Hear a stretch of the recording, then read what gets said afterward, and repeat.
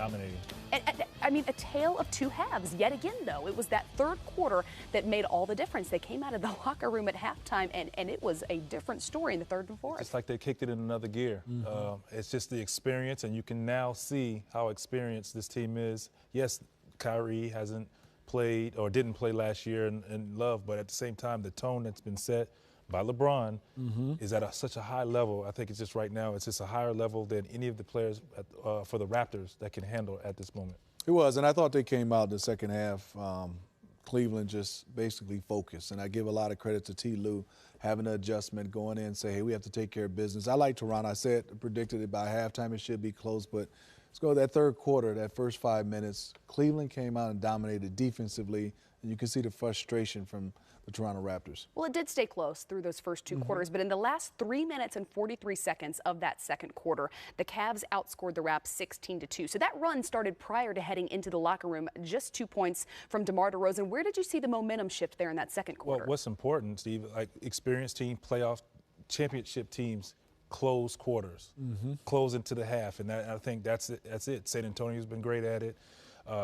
Golden State, and they definitely have to add Cleveland. I mean, they close quarters. They step it up to another level, whether they're change their defense to trapping or they just pick up their pressure where they have you throwing the ball over the court, and that's what's happening. Well, you can take a look there. Like I said, in those last few minutes of that second quarter, a 16-2 run, but also just offensively, nothing happening for the Toronto Raptors. 0 for 9 from the field, 0 for 4 from three-point land. At least they got it done, a couple of free throws, but also getting out-rebounded. And we talked about them needing to be able to crash the boards if that was going to be a difference in Game 2, and the Cavs yet again beat them down there, Smitty. Well, Kristen, I look at it like this. Sometimes you have teams that's better than you, and you guys shoot over the top, you contest the shot, you just, hey, you tip your hat. But I think a lot of times watching the Toronto Raptors right now, guys are driving the basketball and get all the way and laying it up before there's a reaction from anybody to even get there. Sometimes you make the right defensive play, they make the right pass, they skip it around, they make buckets. You just say, hey, it's hard because they have so many guys that can play at a high level. But when guys are driving the basketball, setting the pick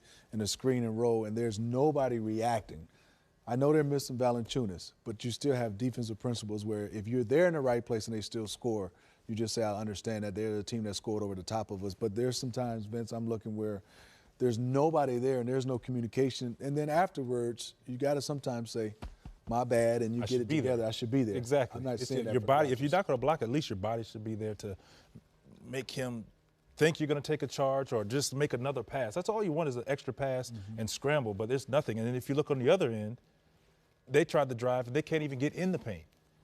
And when they throw the ball out, they're closing out, protecting the three-point line, which is not happening on the other end. So it's just the experience right now is really prevailing. I mean, you hope that Game 3, the energy in the arena is going to kind of put them over, but like they just have to get easy baskets. They're not getting easy baskets, not getting to the free throw line, and you're not rebounding. Right. That's tough. Yeah, well, speaking of easy baskets, the Cavaliers' big three, LeBron James, Kevin Love, Kyrie Irving, all in double-figure scoring in that first half. I mean, prior to even heading into the locker room, and we've talked a lot about their ball movement. What have you seen from them offensively? I mean, they have taken it up a notch even in this series. Christian, unselfishness. I mean, everybody's willing to move the ball and make the right play. And like I said, when you have that type of talent with guys that are willing to do that, they're tough to beat. And they're playing on another level defensively as well. What can you do? It also seems like, I mean, am I wrong in saying it looks like these guys are just having a lot of fun doing this? And look how open they are.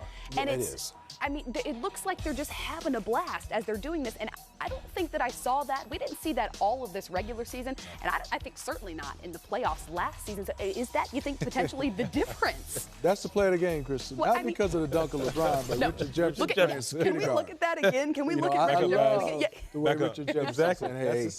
Almost like security. Like, no, you know what? He's going to finish this. Everybody has bought in.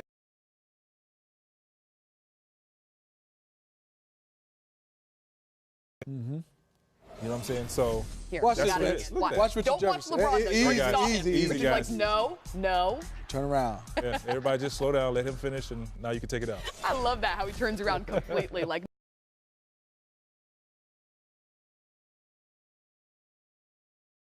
you guys slow down. This is guaranteed 2 points right here. You know, they're just looking out for each other, and they're, again, I mean, I can't reiterate it anymore. They're just playing at another level.